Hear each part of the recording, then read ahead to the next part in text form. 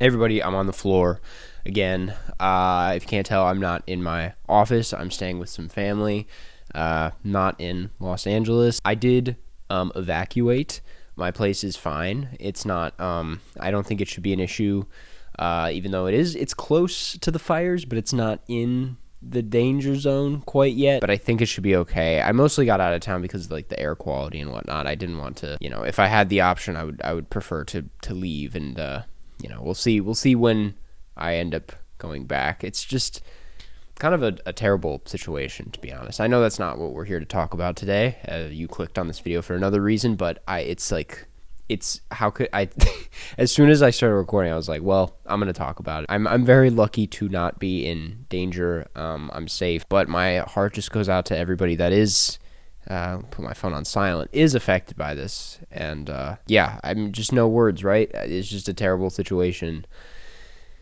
Let's talk about movies. Today I want to talk about the most underrated movies of the year, films that I don't feel got enough love. I did this last year and really enjoyed that video. I thought it gave me an excuse to talk about a lot of films that I really enjoyed that may not have ended up on the end of the year list, but still were worth talking about, deserved a lot more recognition. And without any further ado, let's kick it off with Ghostlight, directed by Alex Thompson and Kelly O'Sullivan. I have a personal connection to this one, as Alex Thompson was a professor of mine when I went to film school. Very nice guy. Kelly, have met her a few times, also very nice. Was a big fan of their first feature, St. Francis, which was incredibly charming. And then this new one is just as charming. It has a real Midwest feel to it, like a super, Midwestern sense of humor, real Chicago warmth that you would think you would see in other places, and you certainly see it in stuff like The Bear, but this is just so much more authentic than The Bear, believe it or not, because The Bear is pretty authentic. It is made by a bunch of people that I know, but I think it goes a step further in that, like, everyone on screen you just feel so close to. It's just a very honest film with some really great performances. Had to give it some love. Between the Temples, this one did make it to my list. So I'm not going to talk about it too much because I've already talked about it a good amount, but I was genuinely shocked when I saw that this only had, I'm pretty sure less than 20,000 logs on Letterboxd, 22 now. I really loved this thing. When I saw it, I was like, oh, this will probably be a hit in the same way that something like Shiva Baby was, because it is, at the end of the day, like the same kind of cringe, anxiety-inducing comedy. I just assumed it would get so much love, and also Jason Schwartzman's doing an amazing job. I thought his performance would get so much praise throughout the year, and it never really took off the way I thought it would. Yeah, this is just an endlessly, again, charming film. A lot of really great humor, very unique filmmaking on display, a lot of experimental choices that worked really well, beautiful 16 millimeter cinematography.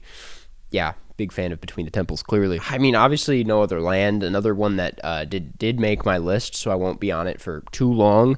I think this one's starting to catch a lot of love. I think the movement is there for this film. There's just the fact that it hasn't gotten any distribution yet.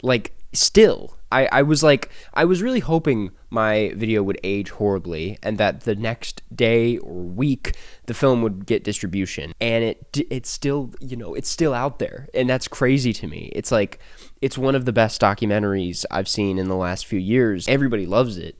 It's incredibly important that it gets distribution. Just kind of insane to me that no one has picked this up, and for that reason I had to put it on this list as one of the most underrated, even though it did make it on my list. Dahomey, I still don't really know how to pronounce it. Just watched this, recapped it in my What I Watched this month, but this was another really incredible doc. I mean, it's getting plenty of love, but it's not one of the biggest movies of the year, and I think it's aware of that. Honestly, the fact that it's directed by Matty Diop is probably why it's gone as far as it has. I don't know if I would have seen this otherwise, but really ended up enjoying it.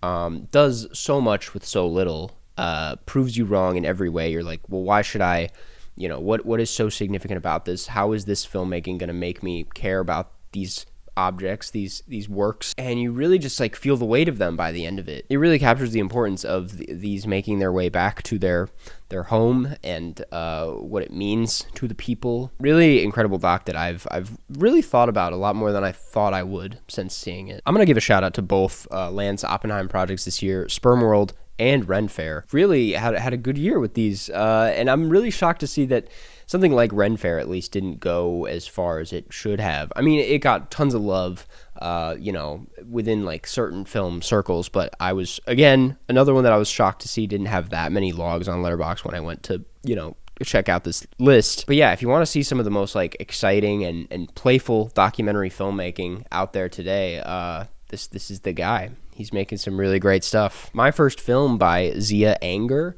This is another, like, I don't even know if I can call this a full-on fiction, nonfiction. I don't really know what this is. It's like a hybrid.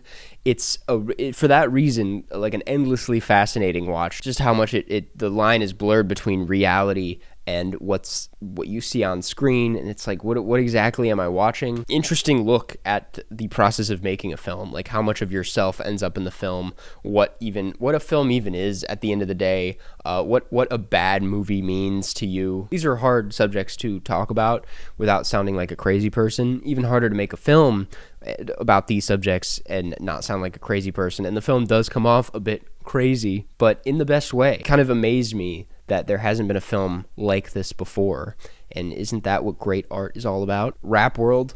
I have to admit, I completely left this off the list, and it should have been on the list, at least as an honorable mention. This is one of the best films I saw this year. I don't think I laughed as hard at anything else. This is peak Conor O'Malley, but not like, it's not as intense as you would think it is, because some of his shorts can go really bonkers, and this is pretty laid back. They made it for very cheap, and you can see that in the filmmaking, but it's like so hilarious that you don't care. And I said this in my review for it, but it's like it took me back to a time and place that I never wanted to think about again, but this did that, and I'm very grateful for it in that way. Bird, another one that made it onto my list, so again, won't talk about it too much, but I had to mention it because, yeah, deserved so much more love. I was really like kind of surprised at how few people dug this when it came out. I think people saw it, but they didn't give it the love it deserved. I think this is a really beautiful film. I'll just leave it there. Oh Canada by Paul Schrader, another one that I think people saw. They gave it a chance, but didn't really vibe with it, and I don't get it, man. It's so good. It's really like, it's Paul Schrader breaking out of the style that he's been, so committed to the last few years and doing something really fresh, really vulnerable. I don't think I've ever seen a Paul Schrader film this vulnerable, and it made me sad, to be honest. It's very reflective and worth your time. More worth your time than people are making it out to be. Boys Go to Jupiter. This is directed by Julian Glander, the man who made my profile picture on the main channel. So there is, a little bit of bias there, but he's got some of the best animation out there, some of the most exciting animation, and he finally made a feature with it. It's even more exciting that it is as stripped back and as independently made as you would hope it would be, and you just see someone's entire vision come to life and with zero compromises. Watching this feels like reading someone's diary. Like, it's so personal, it's so homemade in the most charming way.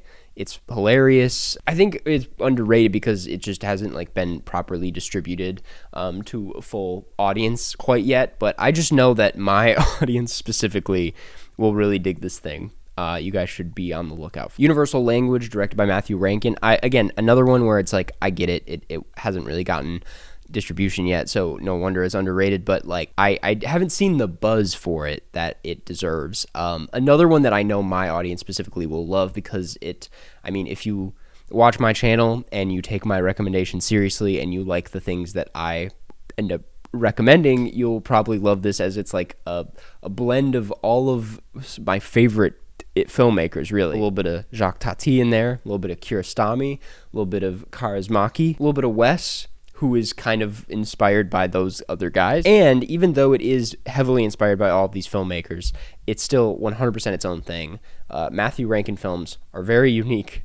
He has a really bizarre vision, and that was on full display in 20th Century, his last feature, but I think he gets there faster in Universal Language. There isn't so much of a disconnect between you and the work. It's this one's very personal, and you can feel that through the screen. There's just such an understanding for the world and Winnipeg. And I love it when films take me to places I wouldn't really think about otherwise. Like I don't know anything about this place, but this film really takes you there, really makes you feel like you understand it by the end, and that's just all I could have wanted out of this. And of course, Hundreds of Beavers. This one was not on my list, and it probably should have been in at least an honorable mention. I still don't think I'm like as obsessed about this as so many people are. I of course admire the shit out of it, respect the shit out of it. It is like, you know, some of the most ambitious, you know, low budget filmmaking I've ever seen. It's like the VFX, I couldn't even wrap my head around how they did all of it. It's a really beautiful thing to look at the end of the day. I think it's much more than just a slapstick comedy thing. It's really stunning, and as much as it has been praised by its core fan base, I mean, I can't really call it underrated, I guess, if it got so many comments on my top 20 video, but it hasn't like pushed out of that bubble quite yet. It's like, I feel like this is a film that's so great and has so much to love about it that it's like, my parents should be hearing about it by now. You know, it should be a bigger film than it is. It should be in the awards conversations, but it's just not. It's being ignored for whatever reason. And admittedly, even by myself, like I didn't even put it in my honorable mentions, and I kind of regret that, to be honest, because I think it's a special one that deserves a lot more love. So it has to be on this list. And I think that'll do. Those are some of the most underrated films of this year. You should check out all of these. Give them a chance. You know, I can't guarantee that you're going to love these, but they are definitely worth your time. Hope you guys enjoyed this video. If you're in LA, I hope you're staying safe. And let's hope for some good days coming up here. Okay? All right.